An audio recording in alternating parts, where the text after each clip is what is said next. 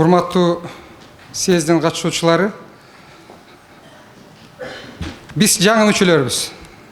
Ошондуктан биз үчүн бул атмосферада, бул чөйрөдө болуу бир аз кызык, жаңы нерсе. Мүмкүн биз кандайдыр бир каталарды кетирип коюшубуз мүмкүн сиздердин араңыздарда. Эгерде биз кандайдыр бир туура эмес нерселер жасап койсок, алдын ала силерден жаңы келген мүчө катарында кечирим сурайбыз. Бизге ушул партияга келип атканда негизги шарттардын бири ушул болгон: партияга мүчөлүк. Биз башында ойлодук эле, партияга мүчө болбостон туруп эле Ар намыс партиясынын тизмеси менен шайлоого барабыз. Утуп келсек чогуу, андан кийин ойлонолду. Бирок Фелиш Шашымбаев бизге ушундай бекем шарт койду: силер биздин талабыбыз ушундай, толугу менен партияга мүчө болуп келишиңер керек деп. Анан кийин биз ушул 3 саясатчы ушуга макул болдук. Байболов мырза дагы, Абдрахманов мырза дагы, мен дагы партияга мүчө болуп кирели деп, силер менен мындан ары чогуу партиялашпыз деп мен айтсам, мен оюмча жаңылышпайбыз. Мен бир аз кичине 6-7 мүнөткө созулган убакыт сурайм. Биздин жаңы келген Ар намыс мүчөлөрүнүн атынан. Чынында эле биздин тарыхыбыз аябагандай оор. Кыргызстандын тарыхы акыркы 25 жылда аябагандай көп нерселерди өткөрдү. Азыр көп саясатчылар айтат, биз Бакиевдин режимине каршы күрөшкөнбүз. Биз авторитардык режимди кулатканбыз деп. Бирок ошол режимди күрөшчүлөрдүн айтканда эмнегедир Куловдун аты, Байболовдун аты, Абдрахмановдун аты, Жээнбековдун аты көп айтылбайт. Бирок мен силерге тарыхый бир фактын айтып бергим келет. 2007 жылы 19 апрелде бизди ошол убакта мынакей Фелиш Шашымбаев жаңылбасам айтып берет, 30 боз үй тиктик. 30 боз үйдү мен тиккенмин. Кубатбек Албекович, Өмүрбек байке бардык акчаларын чыгарып, ар бирибиз региондордон кишилерди ташып келип, ушул жерде 10 миңге жакын чоң митинг менен Ак үйдүн алдында 10 күн митинг жасаганбыз.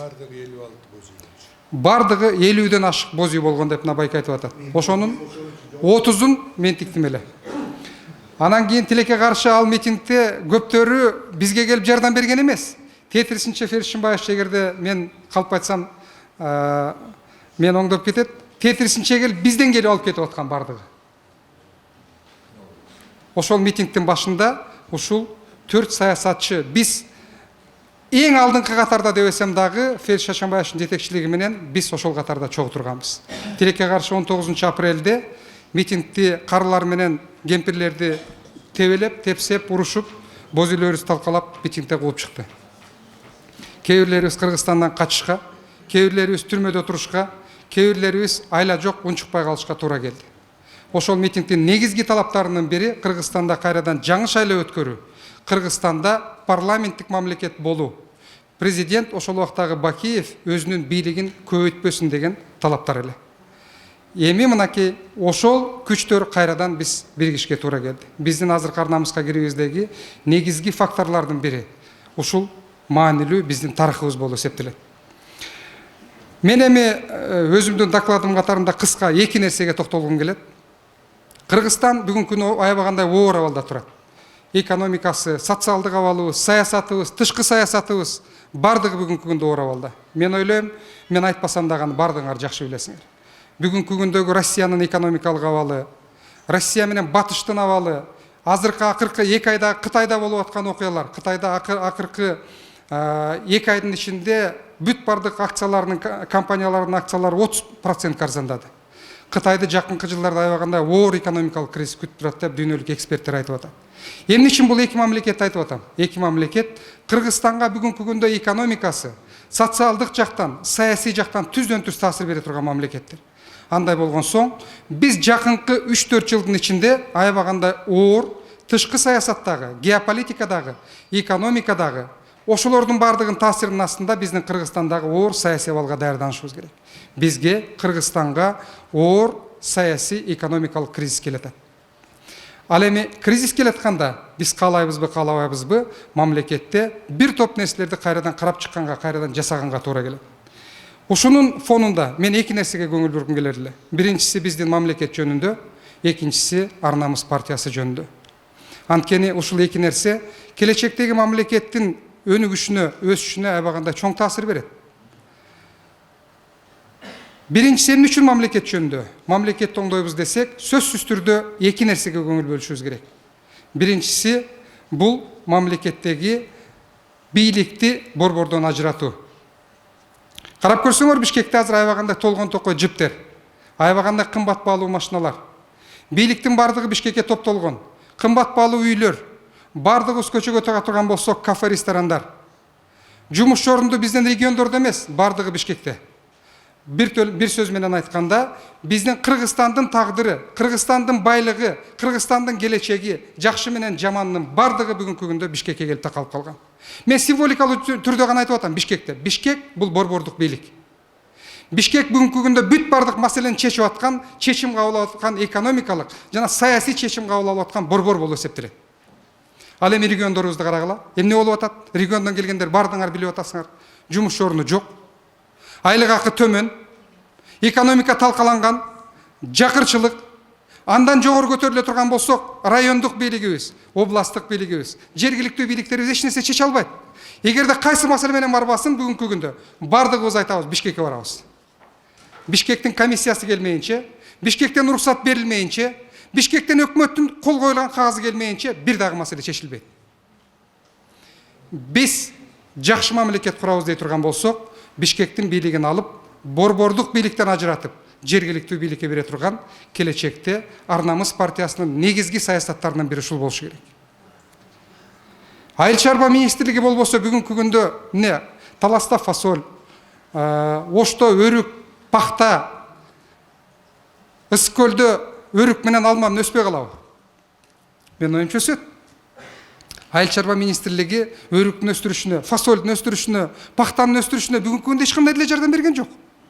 Же болбосо айыл чарба министрлиги менен ветеринария министрлиги болбосо айылдагы эмне малыбыз дарыламай калып атабы? Алар бар деле бүгүнкү күндө этибизди азыр мынакей Бажы союзуна кирип алып, ал жака сата албай отурабыз.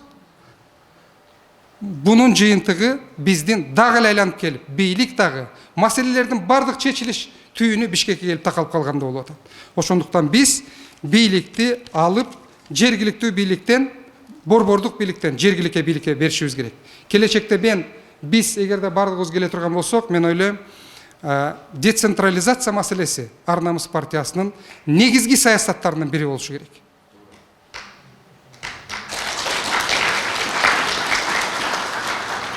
Эгерде биз децентрализацияны жасап, айыл өкмөттөрүн, шаар башчыларын жергиликтүү эл шайлай турган кылсак, салыктын 50%-ин жергиликтүү бийликке бере турган болсок, элдин өзүнө бере турган болсок, анда мен ойлойм, биз ошондо чыныгы мамлекетти, жакшы мамлекетти курганга фундаменталдуу негиз пайда болот. Эгерде бул маселени жасабай турган болсок, анда биз тегеренип эле баягы кругтун ичинде жүрө беребиз. Эгерде биз децентрализацияны жасай турган болсок, анда өкмөттү кыскартканга мүмкүнчүлүк пайда болот. Анткени көп балнамочолор жергиликтүү бийликке кетет. Акчанын көпчүлүк бөлүгү жергиликтүү бийликке кетет. Биз кичинекей профессионалдуу өкмөт түзүүгө шарт түзүлөт. Акча азыраак болсо өкмөт ошончолук акчаны аз кетирет. Өкмөттүн иши эл аралык кандайдыр бир индекстердин негизинде эсептелиши керек. Өкмөт тилекке каршы бүгүнкү күндө эмне иш кылып атканын биз эл билбейбиз. Өкмөттүн иши коррупция менен күрөшүүдө кандай жылыштар болду? Экономиканын эркиндигинде кандай жылыштар болду? Мына ошого окшогон көрсөткүчтөр менен гана эсептелгенде өкмөттүн жакшы жаманын, ийгилигин так биле турган болобуз. Азыр бүтүп калды.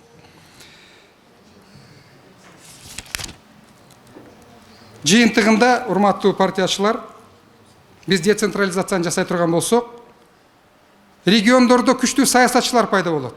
Региондо күчтүү башкаруучулар пайда болот. Региондор бири-бири менен атаандаша баштайт. Өз алдынча ой жүгүрткөн, бир гана Бишкектин көзүн караган эмес, регионалдык жетекчилер пайда болот. Салык, экономикалык өзгөчөлүктөрдүн ар бир регионду өзүнчө биле баштайбыз, жакшысы менен жаманын. Бийлик элге жакын болот. Эң негизгиси, жана Фелix Шаршымбаевич айткандай, биз революциядан кутулабыз. Эмне үчүн революция болуп атат? Анткени маселенин бардыгы Бишкекте. Бишкекке чогулуп келебиз, маселе чечилбейт, кайра кетебиз. Келебиз, кайра кетебиз. Болбойбу? Анда 5 жыл сайын кайрадан революция жасай беребиз. Революция болбосун десек, биз жакынкы жылдарда реалдуу, чыныгы децентрализацияны жасашыбыз керек. Экинчи, партия жөнүндө. Мен партиядағыларға көп комплимент айттым. Фелиш Шаршымбаевичка дагы, бул жерде отурган партиянын эски мүчөлөрүнө, түзүүчүлөрүнө дагы Ар намыс партиясынын ичиндеги атмосфера мага аябагандай жакты. Мындай прогрессивдүү, билимдүү, толеранттуу адамдар аябай көп экен. Ишенип койгула. Биз мына ушул жерде отурган 3 адам көп саясий кругта болгонбуз. Оппозицияда дагы, бийликте дагы, башка партияларда дагы. Чыныгы менен мен жакшы нерсени айткым келет силерге. Ар намыс партиясынын ичиндеги абал аябагандай жакшы экен. Мен силерди ушул алдын ала бардыңарга ушул комплимент айтып койгум келет. Бирок биз бул менен токтобошубуз керек. Кайсы партиянын ичинде жакшы реформалар жасайт, ошол партия тарыхта калат, ошол партия Кыргызстандын башкаруучу партиясына айланат. Ал эмнелер? Ал партиянын ичиндеги так эрежелер. Чечим кабыл алууда, өзгөчө кадр маселесинде биз так эрежелер иштеп чыгышыбыз керек. Бул аябагандай маанилүү.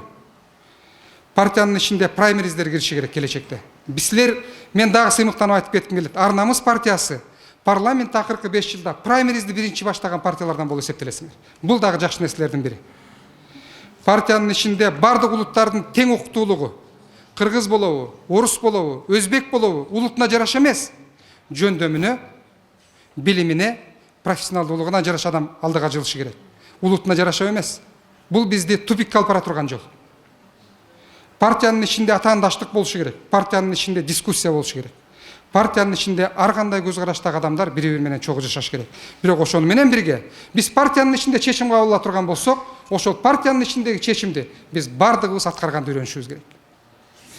Менин негизги айта турган сөзүм ушул болчу. Эми силерди акырында көп убакытта оппозицияда жүргөн адам катарында, бийлик менен жакшы, жаман, ар кандай мамиледе жүргөн саясатчы катарында бир нерсени айткым келет. Жакында Кыргызстанда бир кино жүрүп кетти. Келечектин мамлекети деген. Мүмкүн көргөн болушуңар керек, эгерде кино кызыккандар болсо. Ошол жерде мамлекеттин реформасы жөнүндө сөз туруп калат да, келечектеги мамлекетти курууда. Анан кийин эч кимди таба алышпайт. Ар кандай жөндөмдүү адамдарды издешет бардыгы. Анан кийин ата издөөчү деген ошол жерде профессия бар. Ошол издөөчүнү, ошол мамлекетти түзгөн, бирок ошол мамлекет кыйын абалга келгенде кайрадан оңдоого күчү жетпей атканда жаңы күчтөрдү, жаштарды алып келүүгө издөөчүлөрдү жарыялайт дагы, издөөчүлөр анан кийин мамлекетти реформа кылганга, өзгөрткөнгө жаңы күчтөрдү издеп кетишет. Анан бир күнү издөөчү жаш кыз өзүнөн бир 5 жаш улуу 17 жаштагы кызды жетелеп келет. Жетелеп келип, анан кийин ошол кыздан тиги аксакал киши сурап атат да, издөөчү кыздан: "Сен кимди алып келгенсиң биздин катарыбызга? Эмне мындан башка эч ким таба албадыбы? Нөңүн карабайсың? Жапжаш кыз экен, эч нерсе билбейт экен. Болгону бир 17 эле окшойт өзү. Мен мунун билимин деле барына, жөндөмүн деле барына көзүм жетпей турат." Десе, тигил издөөчү кыз айтып атат: "Мен көп жерлерге бардым. Көп адамдарды көрдүм. Көп бизге келип ушул жардам берем дегендерди түшүндүм. Бардыгын салмактап көрдүм. Бирок мен бир ушул кыздын характерине, мүнөзүнө там бердим. Ал эмне мүнөз экен? Эмне үчүн сен муну жактырып алып келдиң?" Десе, издөөчү кыз айтып атат. Орусча айтат, орусчасы жакшы түшүнүктүү экен, мен орусча айтайын ушул жерден. "Она была единственная, которая никогда не отступалась.